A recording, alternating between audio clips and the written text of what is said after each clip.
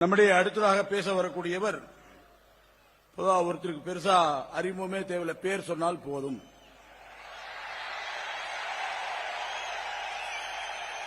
பாரதிய ஜனதா கட்சியினுடைய முன்னாள் மாநில தலைவர்,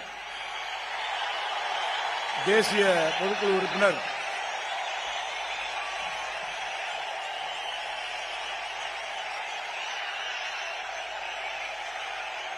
தமிழகத்தில் போதும் இது சொன்னா போதும் அப்படிங்கிறாங்க மேடையில். வாங்க அவரே மத்தெல்லாம் பார்த்துவார்.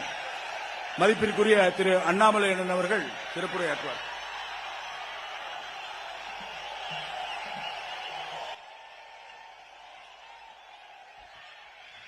வெற்றிவேல் முருகனுக்கு, வீரவேல் முருகனுக்கு.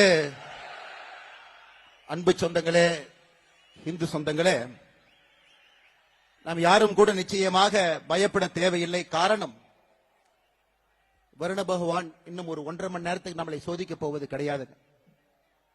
இது மலை துளிகள் என்று சொல்வதை விட இது கண்ணீர் துளிகள்.